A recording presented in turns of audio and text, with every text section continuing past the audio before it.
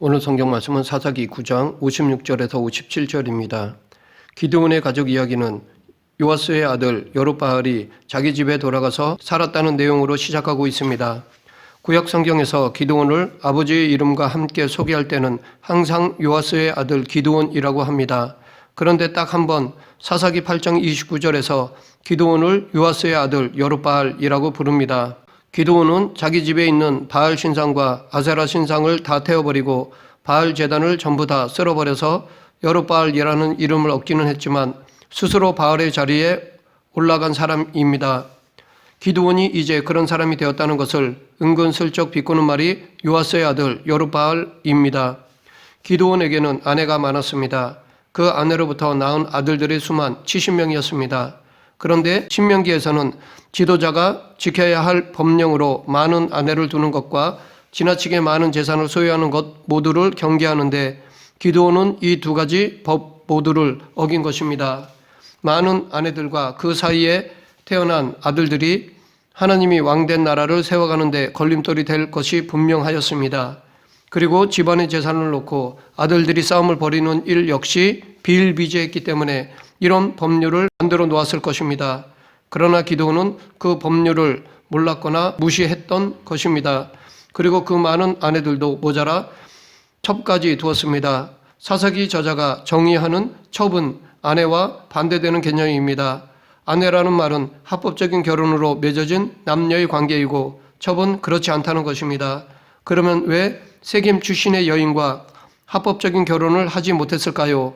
그것은 세겜 여인이 공동체 밖의 사람, 즉 이방인이었기 때문입니다. 이렇게 기드온은 적법한 결혼이 아닌 불법으로 이방 여인과 결혼하여 아들을 낳았습니다. 그리고 그 아들에게 아비멜렉이라는 이름을 주었습니다.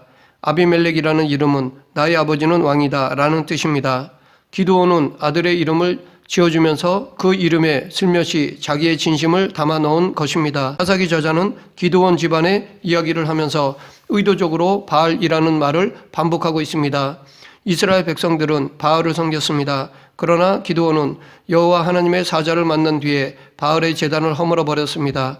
그래서 바알과 싸운 자라는 의미의 여룹바알이 되었습니다. 여룹바알로 인해 이스라엘 사람들은 바알과 아세라를 떠나 여호와 하나님을 섬기게 되었습니다. 그런데 여룹바알의 탐욕이 여룹바알을 바알의 자리에 올려놓았습니다. 바알과 다투었던 이가 스스로 바알이 되어버린 것입니다. 이제 사람들은 바알브릿을 자기 신으로 삼았습니다. 바알과 언약을 맺고 살게 된 것입니다. 결국 바알을 떠나게 된 것도 여룹바알 덕분이었고 다시 바알과 언약을 맺게 된 것도 여룹바알 때문이었습니다. 여기서 알 수 있듯이 하나님의 영이 한 번 임했다고 해서 그가 영원히 하나님의 사람으로 남는 것은 아닙니다. 그에게도 늘 유혹과 시험이 있습니다. 그 유혹을 이기고 끝까지 여호와 하나님의 편에 서야 하나님의 사람으로 살아갈 수 있는 것입니다. 그러나 여호와 하나님이 주신 것에 취해서 눈에 보이는 것들에 만족하며 살아가다 보면 자기도 모르게 하나님을 떠나서 어느덧 전혀 다른 자리에 서 있게 되는데 그 자리는 하나님의 자리입니다. 기드온은 자기 집안과 이스라엘을 올무에 걸려 넘어뜨리는 괴물이 되어버렸습니다. 가족들은 권력을 잡으려고 혈안이 되어버렸고 이스라엘 백성들은 하나님을 떠나 풍요를 보장한다고 꾀는 바알을 따르게 되었습니다. 기드온이 세겜 여인과 결혼한 이유는 세겜에 살고 있는 가나안 사람과 결혼을 하여 기드온이 이끄는 이스라엘의 정치적인 안정을 추구하려고 했기 때문입니다. 기드온은 자기들보다 더 멋진 문명과 강한 힘을 가진 가나안 사람들 중에서 가장 영향력이 있었던 세겜과 결혼을 매개로 정치적인 동맹을 맺고 그 안에서 평안한 삶을 추구하려고 하였던 것입니다. 기드온은 한때 하나님의 영이 함께했던 사람이었습니다. 그리고 하나님이 싸우는 전쟁에서 하나님의 통치를 직접 경험한 사사였습니다. 그때는 그런 믿음이 기드온에게 있었습니다. 그렇지 않았다면 불과 300명을 이끌고 미디안과 싸우는 전쟁터에 나갈 수 없었을 것입니다. 그러나 이제 기드온은 하나님이 인도자가 되신다는 생각보다는 이웃나라 왕들처럼 자신이 이스라엘을 인도하려고 하였습니다. 의사결정의 맨 꼭대기에 하나님을 향한 제의의 맨 꼭대기에 자신이 서려고 한 것입니다. 기드온이 세겜 여인과 결혼했다는 사실과 그 사이에서 태어난 아비멜렉의 이야기는 기드온이 더 이상 하나님을 주인 삼아 살지 않게 되었다는 것을 드러냅니다. 하나님의 영이 인도하는 사사가 하나님이 아닌 인간적인 방법으로 안전을 보장받으려는 정치인이 되어버린 것입니다. 또한 사사는 세습이 되는 자리가 아닙니다. 이웃나라의 왕들과는 달리 하나님의 영이 임하는 사람이 이스라엘의 최고 의사결정자로서 사사의 역할을 감당하였습니다. 아버지가 온넬이라고 해서 그 아들이 사사가 되지 않았고 어머니가 보라라고 해서 그 아들이 사사가 되지 않았습니다. 그런데 기드온이 죽고 난 다음에는 그 아들들 가운데서 이스라엘의 지도자를 선출하라고 했습니다. 하나님의 선택이 아닌 이스라엘 사람들의 선택으로 사사를 뽑으려 하였습니다. 이것은 아마도 기드온의 시대에 기드온이 왕으로 불리지 않았을 뿐 모두가 그를 왕처럼 생각했고 또 기드온도 스스로 왕처럼 행했기 때문에 벌어진 일이라 생각됩니다. 아비멜렉은 아버지 기드온이 죽자 세겜으로 갔습니다. 그곳은 외가 친척들이 있는 곳이었습니다. 그곳에 가서 친척들을 선동하였습니다. 세겜에서 의사결정을 내릴 만큼 영향력 있는 사람들을 불러 모아 놓고 아버지 기드온의 자리를 차지하도록 자신을 도와달라고 하였습니다.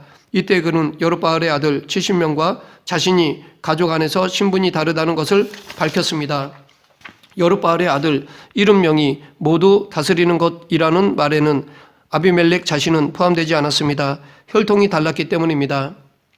기드온이 세겜을 찾아와 아비멜렉의 어머니와 결혼을 할 때는 정치적인 의도가 있었습니다. 그리고 그 결혼으로 인해 많은 것을 얻었습니다. 그러나 이스라엘 공동체 안에서는 이방인과의 결혼을 합법적인 것이 아니었기 때문에 아비멜렉의 어머니와 아비멜렉은 이스라엘 공동체에서 그저 첩과 첩이 낳은 아들일 뿐이었습니다. 하지만 그 어머니는 세겜 지역의 대단한 유력자의 딸이었고 기드온도 무시하지 못하는 힘을 가진 여자였습니다. 그럼에도 불구하고 기드온이 죽은 뒤 아비멜렉은 기드온의 권위를 계승하는 후보에조차 들지 못하였습니다. 그래서 아비멜렉이 세겜으로 간 것입니다. 자기의 꿈을 이루기 위해서는 외가의 도움이 필요했기 때문입니다. 세겜 사람들은 아비멜렉의 말에 마음이 기울었습니다.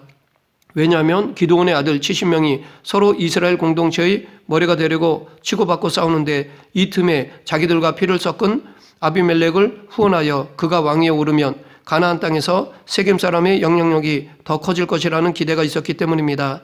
그래서 그들이 섬기던 바알브릿 신전에서 은 70냥을 꺼내서 아비멜렉에게 주었습니다. 아비멜렉은 은 70으로 건달과 불량배를 고용해서 기드온의 아들들을 한 바위에서 죽였습니다. 그런 중에도 막내 아들 요담은 숨어서 목숨을 건졌지만 누가 봐도 아비멜렉의 일방적인 승리였습니다. 그런데 아비멜렉과 그가 고용한 사람들이 기드온의 집이 있는 오브라에 가서 기드온의 아들들을 죽이는데 한 바위 위에서 죽였습니다.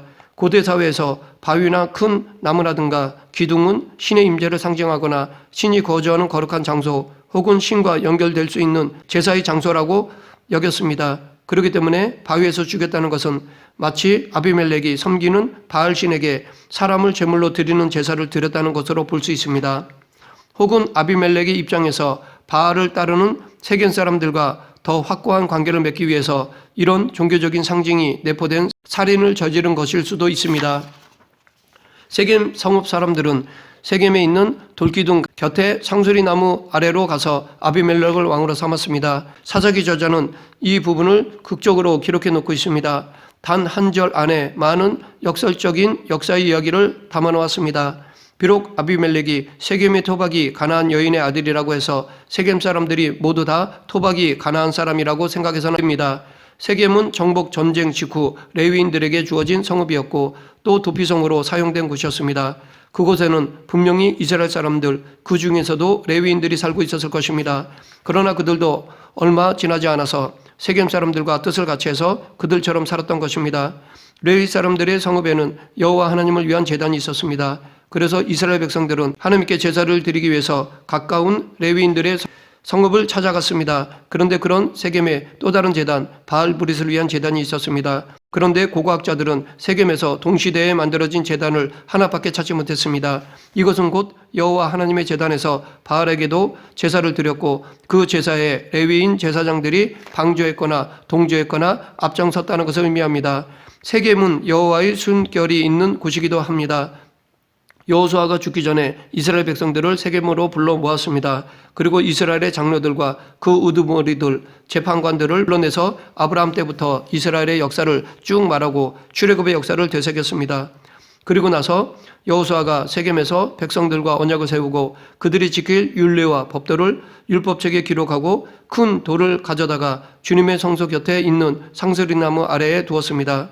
그런데 지금 오직 여호와 하나님만 왕처럼 섬기겠다고 맹세하던 백성들이 하나님을 버리고 바알과 결탁한 세겜 사람들과 함께 그 돌기둥과 상수리나무로 가서 바알을 섬기는 아비멜렉을 왕으로 삼은 것입니다. 사사기 저자는 단지 아비멜렉이 왕이 되었다는 기록 뒤에 이런 역사의 아이러니를 숨겨놓은 것입니다. 세겜 사람들이 아비멜렉을 왕으로 삼았다는 이야기를 들은 요담이 그리심산 꼭대기에 올라가서 앞으로 될 일에 대해 비유로 말하였습니다. 그것은 나무들이 갈람나무, 무화과나무, 포도나무를 찾아가서 왕으로 세우려는 이야기입니다. 갈람나무는 풍성한 기름을 내는 자기 본연의 일이 있기 때문에 사용하였습니다. 무화과나무도 달고 맛있는 과일을 맺는 것이 자기 일이기 때문에 거절하였습니다. 포도나무도 마찬가지로 포도주를 내는 일이 자기 일이라 여겨 어떻게 자신이 다른 나무 위에 날뛸 수 있느냐라고 반문하였습니다. 그러나 가시나무는 제안을 받아들였습니다. 그리고 모든 나무들은 자기 그늘 아래로 와서 피해야 한다고 하였습니다. 만약 이 명령을 어기면 불살라버리겠다고 하였습니다. 이 이야기를 하고 요담은 부엘로 도망쳤습니다. 여기서 이 세 나무들이 왕의 자리를 거절한 이유를 보면 이 세 나무는 모두 자기가 무엇을 해야 하는지를 알고 있었으며 또 그 일에 충실했고 그 일을 통해 하나님과 다른 사람들을 기쁘게 했다는 것을 공통적으로 발견할 수 있습니다. 결국 이 비유는 자기의 분수를 알고 그 삶에 충실한 사람이 다른 사람들도 기쁘게 하는 유익한 삶을 살 수 있다는 것을 예시한다고 하겠습니다. 반면에 가시나무는 왕의 자격이 없는 나무입니다. 왜냐하면 가시나무는 편히 쉴 수 있는 그늘을 줄 수 없고 맛있는 과실을 줄 수도 없는 나무일 뿐만 아니라 그 아래로 피하는 자들을 가시로 찔러 고통만 주기 때문입니다. 요담은 이 비유를 통해서 세겜 사람들이 지도자를 잘못 선택했다고 지적하였습니다. 아비멜렉을 도와서 기드온의 아들들을 죽인 세겜 사람들은 이제 어떻게 권력을 얻고 힘을 갖게 되었는지를 알게 되었습니다. 그리고 그들이 이스라엘 정치의 중심에 있어 보니까 이제는 더 높은 자리로 올라가고픈 욕심이 생겼습니다. 그런데 아비멜렉이 이스라엘을 다스린 지 3년에 세겜 사람들의 마음을 빼앗을 사람이 등장하였습니다. 바로 가알이라는 사람이었습니다.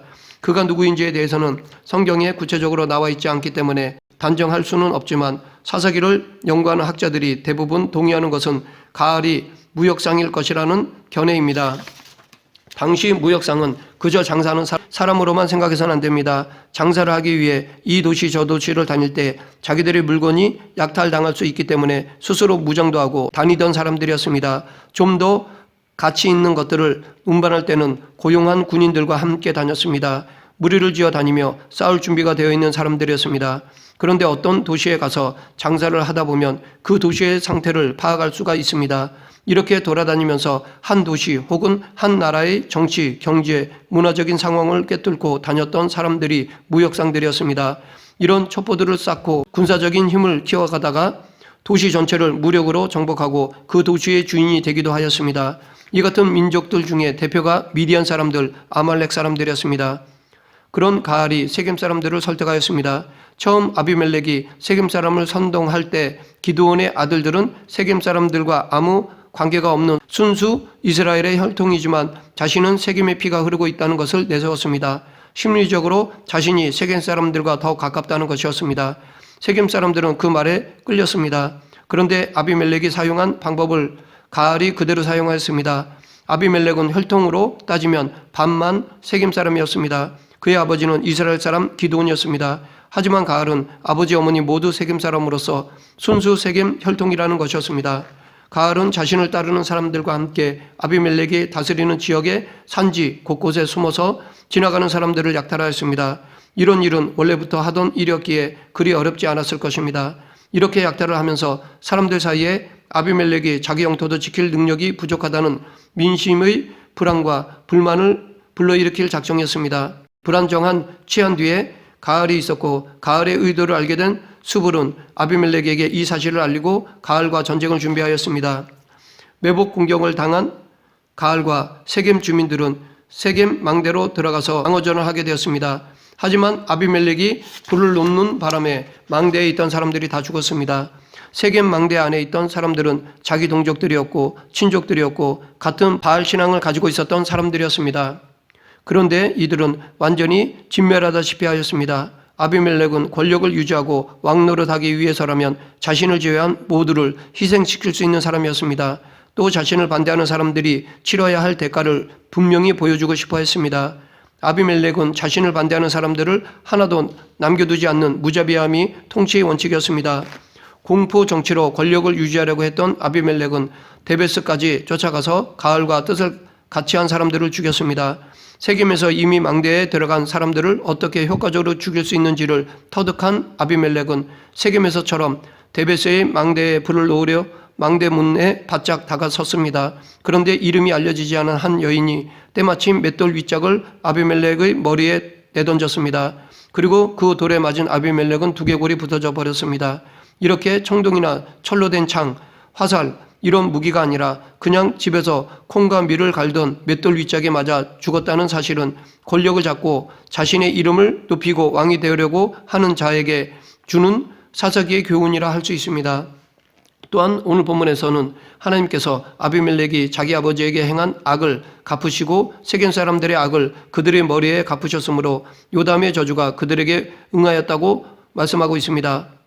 아비멜렉이 그의 형제 70명을 죽여 자기 아버지에게 행한 악행을 하나님이 이같이 갚으셨고 또 세계 사람들의 모든 악행을 하나님이 그들의 머리에 갚으셨으니 여룻바알의 아들 요담의 저주가 그들에게 응하니라. 사사기 저자는 기드온의 아들 아비멜렉의 이야기를 기드온 뒤에 소개하면서 이제 사사조차도 왕처럼 살고자 하는 유혹에 휘둘리는 시대의 비극을 그렸습니다. 마치 대단한 장군 시스라가 야알의 장막에서 여인의 손에 죽었듯이 다볼산의 놀라운 전쟁에서 번개라는 웅장한 이름의 바락이 앞장서지 못하고 꿀볼이라는 이름의 여자 사사드보라가 그 자리를 차지한 것처럼 권력을 쫓아 살아가는 사람, 하나님의 자리에 스스로 올라가 자기의 이름을 높이려고 이스라엘의 왕이 되려는 사람이 겪게 될 무라고도 비극적인 미래를 사사기가 보여주고 있습니다. 말씀을 맺겠습니다. 하나님께서는 아비멜렉과 세겜 사람들 간의 전쟁과 그로 인해 그 둘 모두가 멸망한 것이 그들을 징계하시기 위한 하나님의 섭리의 결과였듯이 이 세상 모든 일은 하나님의 뜻을 이루기 위한 하나님의 섭리의 결과로 나타난 것입니다. 그러므로 우리가 믿음으로 깨어있으면 세상에 이루어지는 일들과 역사 속에서도 하나님의 뜻을 발견할 수 있습니다. 우리는 이러한 하나님의 뜻을 찾아 그분의 뜻에 합당한 삶을 살아감으로써 하나님의 저주가 아닌 은혜의 삶을 영위하는 지혜로운 사람들이 되어야 합니다. 늘 하나님의 마음을 헤아리며 은혜 안에 살아가는 저와 여러분이 되길 간절히 축원합니다. 기도하겠습니다. 사랑의 하나님, 하나님이 세워주신 자리에서 늘 겸손히 사명을 감당하는 저희들이 되게 하여 주시옵소서. 욕심 부리지 않고 늘 하나님의 뜻을 구하며 그 뜻에 순종하는 그리스도인이 되게 하여 주시옵소서. 예수님 이름으로 기도드립니다. 아멘.